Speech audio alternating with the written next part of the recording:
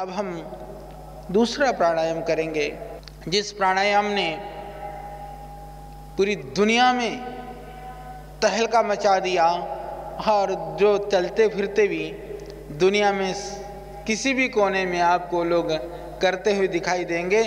ऐसे परम श्रद्धे स्वामी जी महाराज के तप पुरुषार्थ से, उनके साधना से जो निस्सरित प्राणायाम है, क्योंकि हठ योग के ग्रंथों में कई जगह पर इसको प्राणायाम माना गया है, कई जगह क्रिया माना गया है। क्रिया इसलिए है क्योंकि यह शरीर का शोधन करता है। प्राणायाम इसलिए है कि प्रच्छद्रण विदारणाभ्याम हुआ प्राण से यह पूरे हमारे शरीर के श्वसन सिस्टम को पूरा सब कुछ ठीक कर देता है। वह कपाल भाति प्राणायाम जो हमारे मन से लेकर के मस्तिष्क तक को, तन से लेकर के हमारे मन की गहराई तक को जो लाभ देता है, ऐसा कपाल भाति प्राणायाम। कपाल भाति प्राणायाम करने का बिल्कुल वह भी सरल उपाय है कि जब श्वास आप अंदर लें वह सहज होनी चाहिए, यानी वहाँ श्वास लेने में हमको प्रयास नहीं करना है, छोड़ने में हमको ताकत लगानी है। छोड़ने के लिए इतना ही जितना आप अपनी ताकत हो उतनी आप ताकत लगाएं। और जिनको ज़्यादा बीपी हो, ज़्यादा कोई शारीरिक परेशानी हो, वो सहज रूप से करें। जिनके पास जितनी ताकत है, प्राणायाम की क्रिया ऐसी हैं कि आप उतनी ताकत से कर सकते हैं। जो ज़्यादा रोगी है वह धीरे धीरे करें, सहज से करें, जिससे कि हीलिंग हो करके धीरे धीरे वो बीमारी ठीक हो जाती है। जैसे जिसको अल्सरेटिव कोलाइटिस हो, अल्सर की प्रॉब्लम हो, इंटेस्टाइन में इन्फेक्शन हो, SGOT SGPT बढ़ा हुआ है, बिलिरुबिन बढ़ा हुआ है, लीवर इनलार्ज है, फैटी लीवर है, उन सबको धीरे धीरे करना चाहिए। कई बार लोग कह देते हैं नहीं नहीं नहीं प्राणायाम नहीं करना। मैं कहना चाहता हूँ प्राणायाम जरूर करना चाहिए। यदि ज़्यादा ऐसी कोई सीरियस और क्रॉनिक बीमारियाँ हैं तो धीरे धीरे करिए। धीरे धीरे करने से हीलिंग होती है। ज़्यादा कोई ऐसी बीमारी है जोर जोर से करने से उखड़ने की संभावना होती है, पर जो निरोग हैं, जो स्वस्थ हैं, जिनको कोई बीमारी नहीं है, वो पूरी मस्ती से, पूरी ताकत से, पूरी ऊर्जा से भी कर सकते हैं। तो अभी मध्यम गति से हम कपालभाति प्राणायाम करेंगे। जैसे मैंने कहा, श्वास को,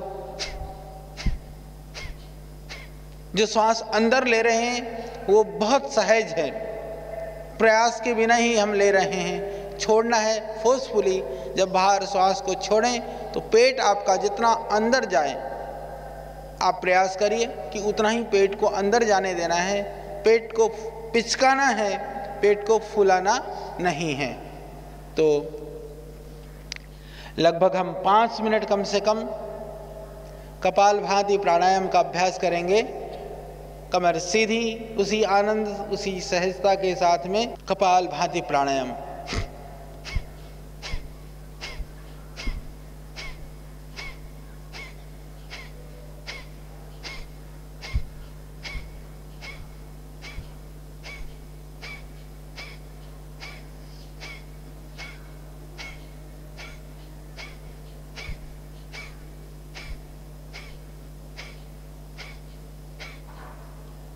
चेहरे पर मुस्कुराहट, चेहरे पर सहजता का भाव लगातार आप करते रहिए, लगातार कीजिए, रुकना नहीं।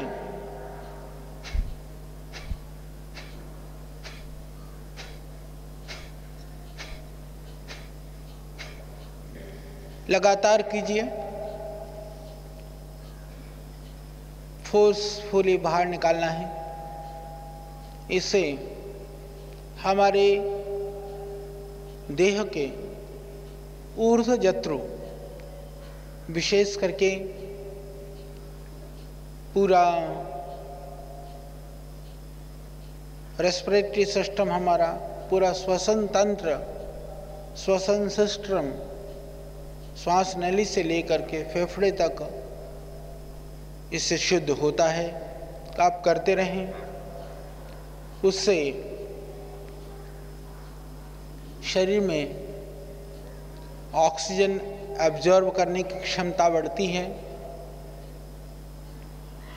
ऑक्सीजन की वृद्धि से ही हम सभी विकारों से बच सकते हैं। कपालभाति प्राणायाम से जहाँ हम हमारे सारे इंटरनल ऑर्गन्स को एक्सरसाइज देते हैं, वहीं हम अपने देह में ऑक्सीजन की मात्रा को बढ़ा करके देह की जो अशुद्धि है उसको हम दूर करते हैं। जब आप थकें, बीच में थोड़ा सा विश्राम कर सकते हैं, थोड़ा सा रेस्ट ले सकते हैं, कुछ सेकंड का भी हो सकता है, एक आध मिनट का भी हो सकता है। पुनः फिर उस अभ्यास को हमको लगातार करना होता है। तो दोबारा आप इस कपालभाति प्राणायाम का अभ्यास करेंगे।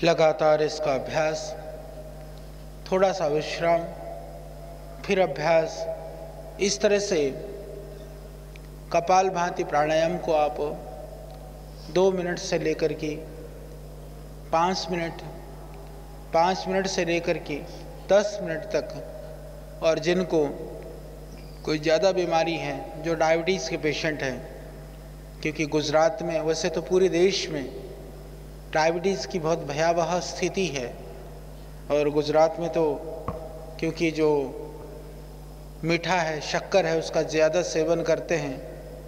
आप तो दाल में भी मीठा डाल के खाते हो, इसीलिए शुगर होने की ज़्यादा संभावना रहती है। तो यह एक ही रामबाण औषधि है कि आप प्रतिदिन प्राणायाम और कुछ आसन का अभ्यास करिए, फिर कोई चिंता करने की बात नहीं है। चाहे वह हेरिडिटी में आपको डायबिटिक हो आपके परिवार में, चाहे आपको शुगर होने की संभावना दिख रही हो या हो भी चुकी हो, तो यदि आप प्रतिदिन, क्योंकि बहुत सारे लोग ऐसे हैं जो हमसे पूछते रहते हैं, हमको जहाँ भी मिलते हैं, कि शुगर ठीक होने की, हमको कोई डायबिटीज़ ठीक होने की दवाई बताइए। मैं एक निवेदन करना चाहता हूँ, ऐसी कोई दवाई, ऐसी कोई औषधि दुनिया में नहीं है जो दवाई खाने से शुगर ठीक होती हो। पर हम पूरे दृढ़ता के साथ कह सकते हैं कि sugar, type 2 diabetes, type 1 diabetes को भी हमने कंट्रोल किया है। टाइप 1 डायबिटीज़ जो बच्चों में शुगर की बीमारी हो जाती है, छोटे छोटे बच्चों में, वहाँ जहाँ से शुगर प्रारंभ हो जाता है वहाँ पर तो थोड़ी कठिनाई होती है, उसको भी कंट्रोल किया जा सकता है। कुछ टाइप 1 शुगर के पेशेंट भी ठीक हुए हैं, उनकी संख्या थोड़ी कम है, परंतु टाइप 2 डायबिटीज़ के लिए मैं कह सकता हूँ कि 100% शुगर को, डायबिटीज़ को ठीक किया जा सकता है प्राणायाम के द्वारा। और वो एक ही उपाय है, योग को छोड़ करके, प्राणायाम को छोड़ करके दूसरा कोई भी उपाय नहीं है। तो इसके लिए आप प्रतिदिन योग करें। आने वाले समय के लिए ऐसा कहा जाता है कि 2020 तक इस देश का हर 5वां आदमी, यानी कि लगभग 25-30 करोड़ की आबादी डायबिटीज़ की होने वाली है। उस महामारी से भी बचने के लिए योग ऐसा साधन है। तो कम से कम आप सभी लोग अपने जीवन में ऐसे योग करना कि आपके पास या आपके पड़ोस में, आपके परिवार में डायबिटीज जैसी खतरनाक और भयानक बीमारी न आ पाए।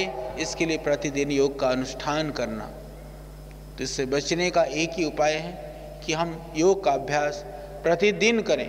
सिर्फ डायबिटीज़ के लिए नहीं, कि योग के द्वारा जिन बीमारियों का हमें नाम पता है, जिन रोगों के विषय में हम जानते हैं, उन बीमारियों के लिए तो लाभकारी है ही है। यदि बहुत सारी बीमारियों को आप नहीं जानते हैं तो जानने की आवश्यकता भी नहीं है। भगवान न करे वो बीमारियां कोई आपके सामने आए, आवश्यकता है बस उस योग की क्रियाओं को करने की, उससे अज्ञात जो बीमारियां हैं वो भी दूर हो जाएंगी। तो यह कपालभाति का अभ्यास था। अब हम तीसरा अभ्यास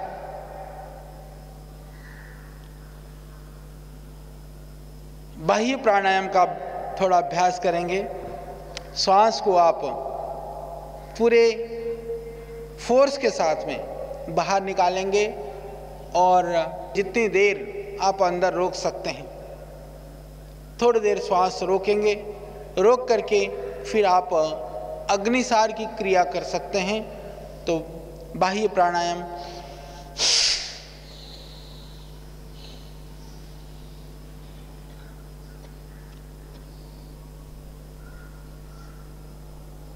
पेट को जितना पीछे पिचका सकते हैं और थोड़ी देर के लिए उस पेट को हिला भी सकते हैं, उसको अग्निसार की क्रिया कहते हैं। और उसके बाद में पूरे पेट को घुमाने का आप देखते हैं श्रीदेव स्वामी जी ने पूरी दुनिया की खोपड़ी हिला रखी है पेट घुमा करके, उसको नौलिक क्रिया कहते हैं। तो अभी आप बाह्य प्राणायाम फिर दोबारा श्वास लीजिए। जब श्वास नहीं लिया जाए, ये 3 बार आप इसको कर सकते हैं। जैसे आप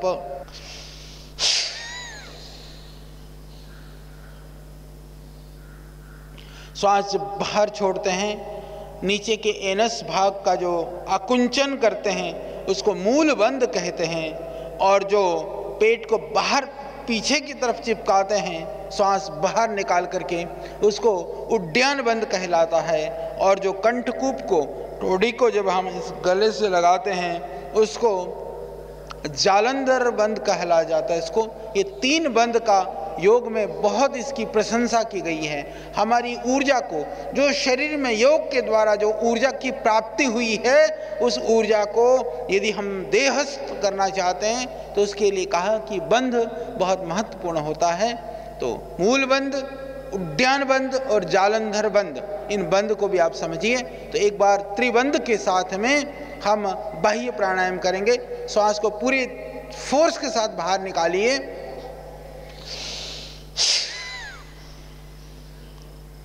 लगाइए मूल बंध, उड्डयन बंध और जालंधर बंध।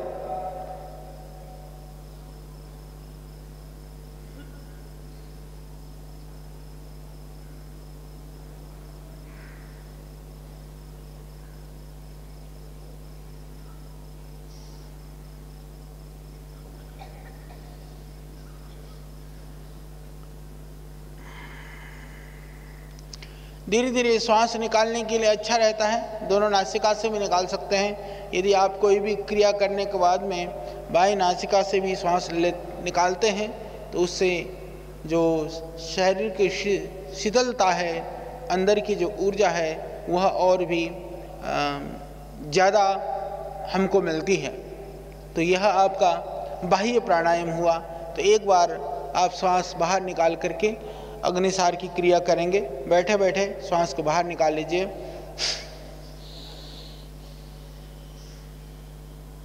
फिर पेट को हिलाइए जितना आप अंदर बाहर कर सकते हैं। जो मोटे हैं उनका तो और हिलेगा, जितना हिले हिलाइए। ये हिलाने से ही ये खाया हुआ जो जितना माल आपने इसमें डाल रखा है ना, वह हजम होगा। तो यह अग्निसार की क्रिया, बाह्य प्राणायाम। आनंद के साथ जब आप योग की क्रियाएं करें, बहुत ही सहज रूप से, बहुत ही आनंद के भाव से आप करिए। तद्रूप होकर के करिए, तन्मय होकर के करिए, तल्लीन होकर के करिए। जितनी उसमें तल्लीनता होगी उतना ही उसका लाभ आपको मिलेगा। अब इसी में ही चौथा प्राणायाम अनुलोम विलोम प्राणायाम। अनुलोम विलोम प्राणायाम ये हमारे पूरा नर्वस सिस्टम को ठीक करता है, रक्त का शोधन करता है, और जितने भी न्यूरोलॉजिकल प्रॉब्लम्स हैं या हाइपरटेंशन है, हार्ट की प्रॉब्लम है, और अनुलोम विलोम प्राणायाम ऐसा है वो हर रोगी हर स्थिति में हमेशा कर सकता है। हमने ये देखा है, कई सारे हॉस्पिटल्स में हमने इसके ऊपर अनुसंधान किया कि जिनकी जैसे हार्ट की बाईपास भी हुई हो, उसके बाद में तुरंत बाद ही 1-2 दिन के बाद ही हम कहते तुम अनुलोम विलोम जरूर करो। इसी तरह से जिन माताओं बहनों को कई बार कैंसर वगैरह के लिए, ब्रेस्ट कैंसर की, यूट्रस की, जिनका ऑपरेशन कराना पड़ा है, उनको भी हमने कहा कि आप अनुलोम विलोम हॉस्पिटल में भी लेटे लेटे, कोई हॉस्पिटलाइज भी है, बाकी चीज़ें नहीं कर सकता है, तो भी अनुलोम विलोम तुरंत कर सकता है। और उसका लाभ हमने देखा है कि सर्जरी के बाद में भी नॉर्मल पेशेंट की हीलिंग जितने टाइम में होती है, उससे आधे से भी जल्दी जो है वो पूरा स्टिचेज अंदर की जो टाँके हैं वो हील हो जाते हैं। ये हमने प्राणायाम के लाभ को देखा है। इसीलिए इसको करते रहिए, करते रहोगे तो ऑपरेशन की नौबत भी नहीं आएगी, पर कभी ऐसी स्थिति भी हो गई हो तो भी कराते रहना। यह बहुत लाभकारी है, बहुत ही चमत्कारी है। और दोबारा भी कैंसर जैसी जो बीमारियां हैं इतनी महामारी का रूप ले चुकी हैं, उसका कारण है कि आज इतना ज़्यादा वायु प्रदूषण, इतना ज़्यादा जल का प्रदूषण, हमने ज़मीन के अंदर पानी को जहरीला कर दिया है, हवा को जहरीला कर दिया है, आज शुद्ध आहार हमको मिलता नहीं है, सारा वातावरण प्रदूषित हो गया है। इंसेक्टिसाइड, पेस्टिसाइड, केमिकल्स जो भयानक रूप से चारों तरफ इतना ज़्यादा बोलबाला हो गया है। दुर्भाग्य से जो पूरी दुनिया में प्रतिबंधित केमिकल्स हैं, हम अपने खेतों में, साग सब्जियों में डाल रहे हैं, वो सब हमारे पेट में जा रहा है, पेट में जा कर के भयानक बीमारियां पैदा कर रही हैं। तो हम प्रयास करें कि जितना भी हो सके साग सब्जियां या अनाज को भी अच्छी तरह से धो करके ही हम प्रयोग में लाएं। और दूसरी बात यह है कि जितना बच सके बाहर के केमिकल से, बाहर की इस तरह की जहरीली चीज़ों से हमको बचना चाहिए। और इन जहरीली चीज़ों से बचाने के लिए ही श्रद्धेय स्वामी जी ने आप सबके लिए कि शुद्ध उत्पाद मिले, शुद्ध प्रोडक्ट मिले, इसलिए पतंजलि आयुर्वेद की कल्पना की। आज उस पतंजलि आयुर्वेद ने भी दुनिया में डंका मचा रहा है और उसने पूरी दुनिया के बहुत सारे जो बड़े बड़े घाघ थे जो इस देश को लूट रही थी, उनकी जड़ें भी हिला दी हैं। कोई आपके स्वास्थ्य के लिए, आपकी स्वास्थ्य की कल्पना के लिए ही पतंजलि काम कर रहा है, चाहे वह योग के माध्यम से, चाहे वह आयुर्वेद के माध्यम से, चाहे वह विचारों के माध्यम से। और हमारा सौभाग्य है कि आज इधर मंच में शिषपाल जी बैठे हैं, बाकी शिक्षक बैठे हैं, सामने शिक्षक भाई बहन आपको सिखा रहे हैं। और आप में से भी हजारों हजारों भाई बहन या तो वो शिक्षक हैं या बनने के लिए तैयार हैं, क्योंकि आप देश की चिंता करते हैं, आप परिवार की चिंता करते हैं, आप अपनी पड़ोस की चिंता करते हैं। ये फौज श्रद्धेय स्वामी जी ने तैयार की है, ये इस देश के लिए गर्व और गौरव की बात है। तो हमको आगे आना है, समय किसी की प्रतीक्षा नहीं करता है। करोड़ों लोगों का यह शहर, सुबह सुबह की इस भोर बेला में हजारों की संख्या में यहाँ पर आप उपस्थित हैं। क्यों? क्योंकि आप चाहते हैं मुझे कुछ पाना है, पाना ही नहीं, यहाँ पाकर के देना भी है। पाना और पाकर की देना, इस विधा को यदि दुनिया में किसी ने सबसे ज़्यादा सिखाया है तो वह श्रद्धेय स्वामी जी ने सिखाया है। और हमारा सौभाग्य है और हमको गर्व है कि ऐसे महापुरुष के रहते हम इस दुनिया में आए और उसके साथ हमको रहने का मिल रहा है। आने के वाले समय में तो इतिहास में यही होगा, आने वाले आपकी पीढ़ियां, बच्चे ये कहा करेंगे मेरे बाप, मेरा दादा, मेरी दादी, मेरी नानी कभी जो है ना वो स्वामी जी को साक्षात देखा था। और उस समय पर जब स्वामी जी योग के लिए, आयुर्वेद के लिए लगे थे, उनके शिविर में गए थे, उनके शिक्षक थे, वो तो योग सीख करके दुनिया को सिखाते थे। समझ लो कि आप जो कर रहे हो न केवल अपने लिए कर रहे हो, आगे आने वाली पीढ़ियों के लिए भी आप एक उदाहरण बनने वाले हो, ये कभी मत भूलना। तो जो अच्छे काम होते हैं उसका परिणाम बहुत दूर तक होता है। इसीलिए हमारे शास्त्रों में कहा कि कई बार कि अच्छे काम करने से, थोड़ा पैर भी सामने कर लो, बैठे बैठे थक गए होंगे, थोड़ा मैं कराता भी रहूँगा क्योंकि आयुर्वेद भी मैं आपको बताऊँगा। हमारे साथ में मेयर साहब भी योग कर रहे हैं, तो गौतम भाई भी जो है लगे हुए हैं, क्योंकि योग सबके लिए ज़रूरी है। योग से सबका जीवन सुंदर बनेगा। जो भी हमारी जिम्मेदारी है उसको हम और अच्छी तरह निभा पाएंगे। आगे पीछे कर लो पैर को थोड़ा सा। योग की विधा ऐसी विधा है कि जहाँ पर हम दूसरों को दे करके भी पाते हैं।